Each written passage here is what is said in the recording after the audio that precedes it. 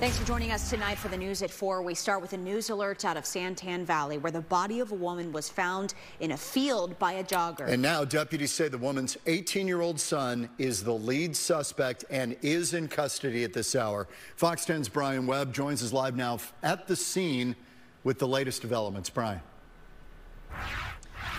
Well, guys, we're on the edge of a couple of neighborhoods, and maybe a half mile behind us, you see that cluster of SUVs back there. That's where the body was found and remains at this hour. We're told the victim and the suspect, the mother and son, lived in the neighborhood just to the west of us. The body was first found by a jogger around 9 this morning, discarded in this open field behind large piles of dirt. Then about 10 minutes later, another 911 call came in. It was the son reporting that his mother had been kidnapped. But by that time, deputies had already reached the body and identified her as 38-year-old Mary Collier. The cause of death appears to be a sharp object and blunt force trauma. Authorities did not name her 18-year-old son. They found him back at home, suffering from self-inflicted wounds, likely from a sharp object as well. He's in the hospital tonight and will be charged when he gets out. And authorities say there never was a kidnapping, only a killing. Our evidence so far looks like they walked out together. That we don't have any evidence to show that there was an actual kidnapping. It indicates that they walked out together, both of consent, and then once out there, she was attacked and then just left in the desert. The lieutenant says the trouble started last night with some sort of verbal argument, but it appears the attack happened sometime this morning. The mom and son live in that home together with her husband and at least one other child. At this time, the motive remains unknown. Live in Santan Valley, Brian Webb, Fox 10 News. Okay, Brian, thank you for that. Tonight, we're hearing from the young person who called 911 in a deadly shooting in West Phoenix. This happened just before 2 this morning near 47th Avenue in McDowell. And when police got to the home, they found 3 victims. One man was dead at the scene. A man and a woman also hurt in the shooting, taken to the hospital with life-threatening injuries. Fox 10 also spoke with the young boy who called 911 after he heard shots ring out in front of his grandparents' home. Well, she's a little bit traumatized like me because, she got really scared, and then we just started hearing screaming after the gunshots, like, oh my God, help me, help. And then that's when we called 911. It is not clear if any suspects are in custody at this hour. We will keep you updated as we learn more.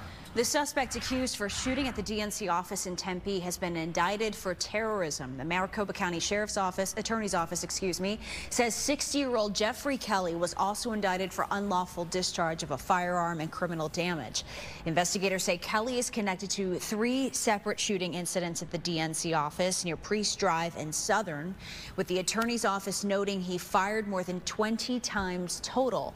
Kelly is in custody right now. His bond has been set at $500,000. A 19-year-old GCU student has admitted to intentionally setting fires inside a residence hall on campus. Jacob Jarvis facing multiple charges of arson tonight. 2 separate fires were started on the 3rd floor lounge, according to court paperwork. Investigators determined one of the sofas was set on fire, as well as some flyers that were taped to a door. Students inside that room confirmed it was Jarvis seen going into his room after setting the fires. Jarvis says he suffers from Asperger's syndrome and was off his medications at the time, which may explain his actions. The fires caused 6 suites to be damaged, leaving 24 students out of their dorm rooms. Well, our major cool down has finally arrived. It is so nice out there. Look at this. I know. Live look at the beautiful mountains in Flagstaff, where you can see a light dusting of snow on top of the San Francisco peaks. We had our coolest morning since April today, and a fall storm is in the 7-day forecast. So let's check in on that. Erica, what's the deal? What can we expect? This is such a change from a week ago. It really is. Yeah, we've seen a full-on pattern change. So we just have a more active weather pattern, and we'll continue to see more storms into next week. So you could expect these temperatures to stay cooler. And of course, we've been seeing some some cool evenings because of it.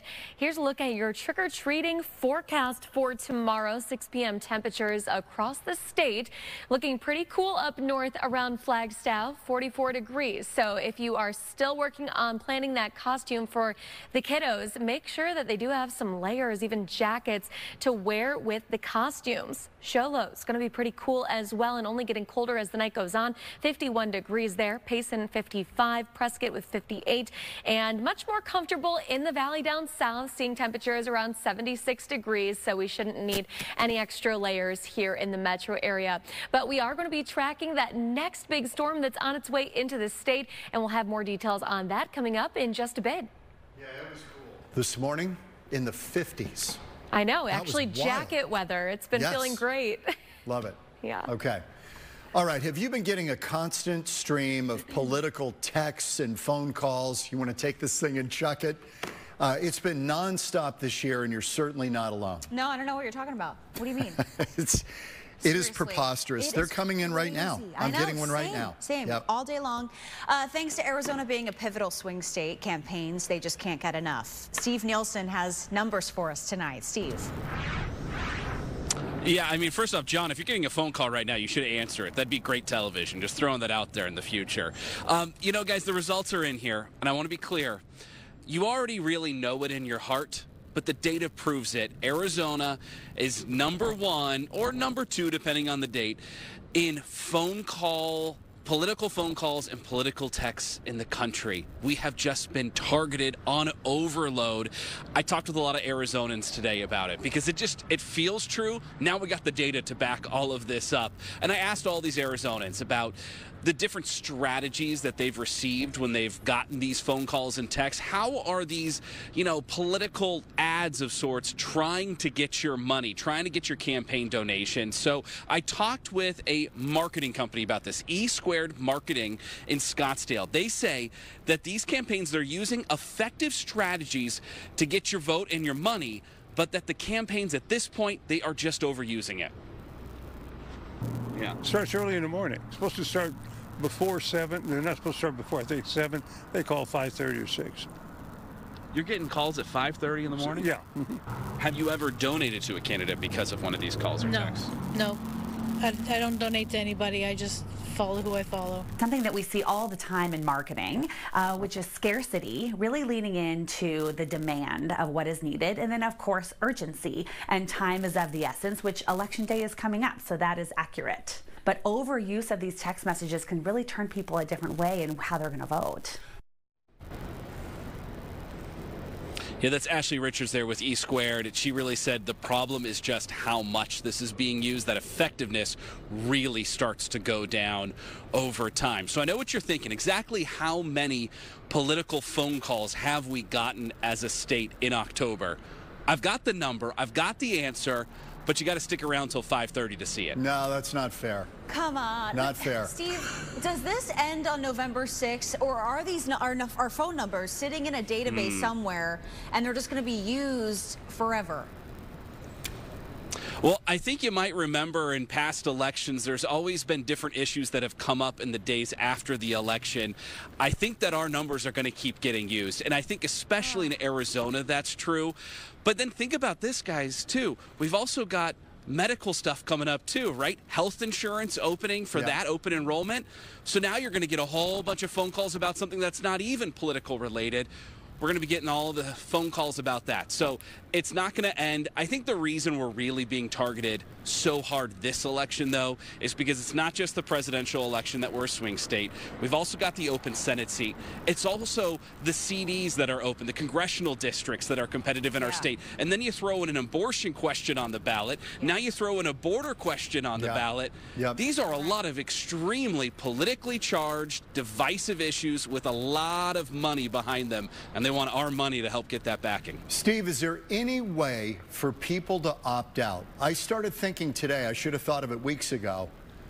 What if you respond, I've voted? Is that the end of it so they know you're not in play anymore? Is there anything you can do?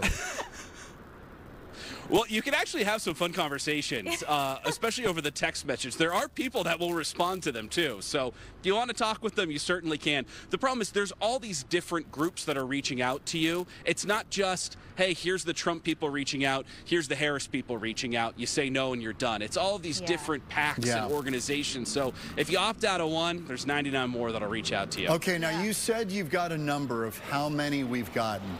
You don't want to reveal that because you want people to watch the 5. That's totally bogus, number one. Secondly, I'll give you this option. Give us give us 3, and then you'll reveal what the winner is at 5. 3 different numbers. Oh, 3 different numbers. Yeah. Okay. I'll go 500,000. Okay. 1,500,000. Okay. That's more like or 3,500,000. Oh, it could be 3 million. Holy Lord, I think you're right about that. I mean, in a state of almost 7 million, I think it's the big number. I think it's the latter. I think you're right. Steve? This is fun. You know, I don't think there's ever been a reporter in history who has been attacked on air by their news anchor for teasing another news. You know why? Because we're frustrated. We're over it. Everybody's frustrated with this. Yeah. Sorry, it's not my fault. I'm just the messenger. I know. We love you. Someone to blame. All right. By the way, congratulations on the baby. Yes, and welcome back from paternity leave. Yes, 3 times. You know, I got to be honest. I didn't get enough viewers asking where I was and why I wasn't on air for the last few weeks. But I'm back now. Okay. Well, it's good to have you back. Yes, Steve. Thank you. Thank you.